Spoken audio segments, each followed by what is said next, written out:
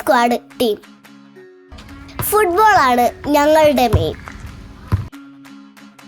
നാളത്തെ ദിവസത്തിന് ഒരു പ്രത്യേകതയുണ്ട്. അതുകൊണ്ട് ഇന്നത്തെ ഫുട്ബോൾ കളി ഒരു സ്പെഷ്യലാണ് ഞങ്ങൾക്ക്. ഈ കൂട്ടത്തില് എല്ലാവരുടെ കല്യാണം കഴിഞ്ഞതാണ് ഗൈസ്, അക്കുവിന്റെ ഒഴിച്ച്. നാളെയാണ് ഓന്റെ കല്യാണം. അതിന്റെ സന്തോഷാണ് ഓന്റെ മുഖത്ത്.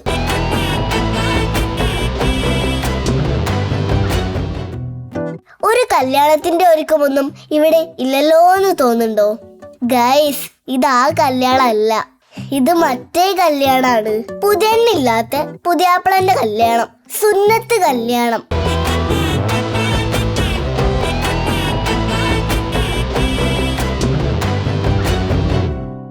അക്കുവോ, ഇന്ന് ആരെ കല്യാണ?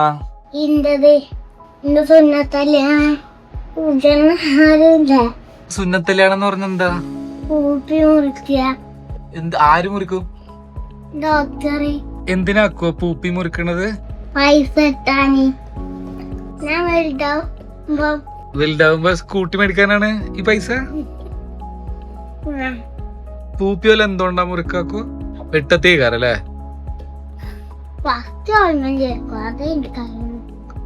പിന്നെ തുണി കെട്ടിടും, പിന്നെ അതിന്റെ ഉള്ളിൽ കിടക്കും. അതിന്റെ ഉള്ളിലാ കിടക്ക? അതിന് അങ്ങനെ കെട്ടിടുന്നത്? അങ്ങനെ തന്നെയാണ് കല്യാണം കഴിച്ച. അല്ലക്കോ, അപ്പൊ ഈ സുന്നത്ത് കല്യാണം ശരിയായിട്ടില്ലെങ്കിലേ എനിക്ക് വേറെ കല്യാണം കഴിക്കാൻ പറ്റുമോ?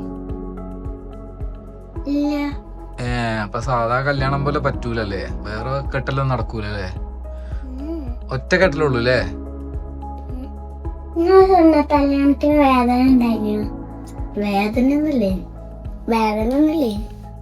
ആരാ കട്ട് ചെയ്ത്? ഡോക്ടർ. അന്നെ ഡോക്ടർ? ഏത് ഡോക്ടർ? എനിക്കറിയില്ല. ഇതേ അറിയില്ല, വേറെ ഏതോ ഡോക്ടറാണ്. എങ്ങനെ കട്ട് ചെയ്ത്? സൂചി വെച്ചതാണ് എനിക്ക് തോന്നുന്നത്. എന്ത് ബാക്കി? എത്ര ഉറുപ്പ്യ കിട്ടും? അത് 1000 എനിക്കറിയില്ല, കൊറേ ഉണ്ട്. എനിക്കിട്ട പൈസക്ക് എന്താ ചെയ്തത്? എന്റെ പൈസ ഇപ്പച്ചി കൊണ്ടുപോയി. എന്നിട്ട് ഇപ്പച്ചി വന്നപ്പോ എനിക്ക് സൈക്കിൾ വാങ്ങി തന്നു. എന്റെ പൈസക്കോ? എന്റെ പൈസക്ക് സൈക്കിൾ വാങ്ങി തന്നു. All the best. Thank you.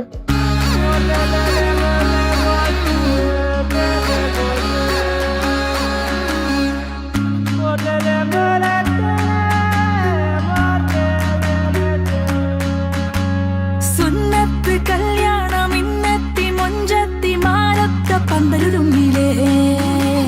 ദമ്മിട്ട biryani പമ്പിച്ച വീരോടെ തിന്നിട്ട് പല നാളായില്ലേ.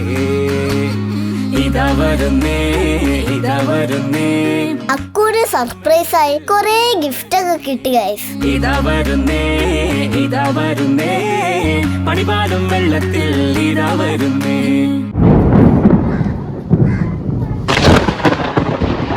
അതിന്റെ ഇടയില് ഭയങ്കര ഇടിമഴയായിരുന്നു. 1 മണിക്കൂർ ഞങ്ങൾ ശരിക്കും പേടിച്ചു.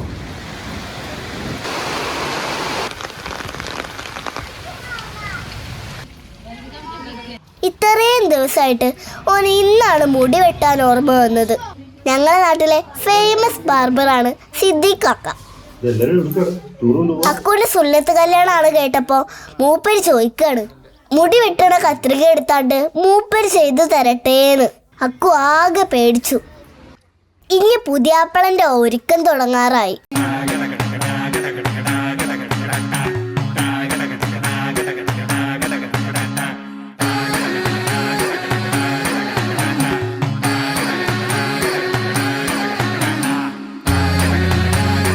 അക്കു ഫോട്ടോസിന് പോസ് ചെയ്യണ നോക്കിക്കേ.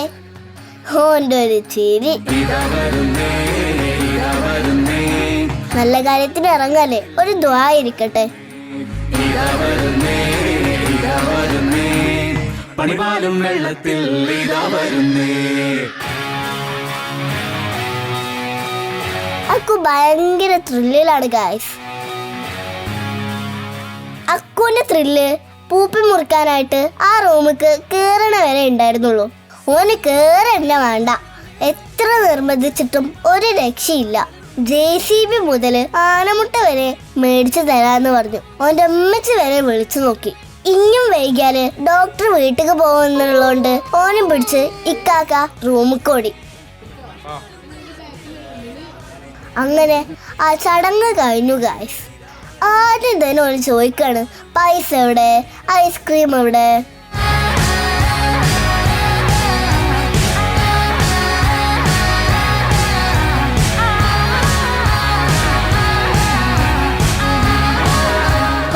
ഭാഗ്യം, ഓന്റെ മുഖത്ത് ചിരി വന്നല്ലോ. കയ്യിലെ പൈസ കണ്ടോ? ആദ്യം കിട്ടിയത് 100 ഉറുപ്പ്യാണ് ഓന്റെ വല്യാപ്പ കൊടുത്തത്. പൈസ ചെറുതായതുകൊണ്ട് ഓന് ചെറിയ സങ്കടമൊക്കെ ഉണ്ടായിരുന്നു. പക്ഷെ അത് ഒരു തുടക്കം മാത്രമായിരുന്നു. പിന്നെ അങ്ങോട്ട് പൈസയുടെ ചാകരയായിരുന്നു. തലേണന്റെ ഇടയില് പേഴ്സ് വെക്കാൻ ഓന് സമയം കിട്ടിയിട്ടില്ല.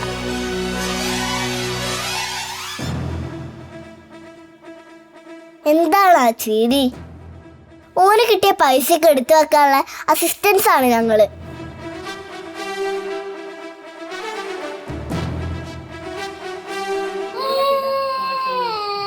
ഈ പാട്ട് ഓന് ഫാൻ ഇട്ടേന്നുള്ളതാണ് കേട്ടോ. കാറ്റ് തട്ടുമ്പോ ഓന് അസ്വസ്ഥത ഉണ്ട്. ഓരോ പാട്ടും പൈസ കിട്ടുമ്പോ താനേ നിൽക്കും. അങ്ങനെ ഓൻ ആഗ്രഹിച്ച പോലെ മോളിന്ന് കയറിട്ട് കിട്ടിയ പുതപ്പിന്റെ അടിയിൽ ഓന് കടക്കാനായി. പക്ഷെ ഒറ്റ ദിവസം മാത്രം, 2ാം ദിവസം ഓനിറങ്ങി ഫുട്ബോൾ കളിക്കാൻ പോണം. കിടന്നാലേ പൈസ കിട്ടൂ എന്ന് പറഞ്ഞുകൊണ്ട് ഒരുവിധം ഒരാഴ്ച കടന്നു. ഒരാഴ്ചക്ക് ശേഷം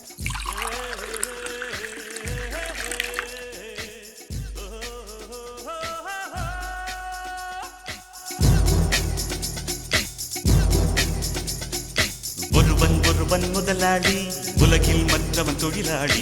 விதியை நினைப்பவன் ஏமாளி, அதை வென்று முடிப்பவன் அறிவாளி.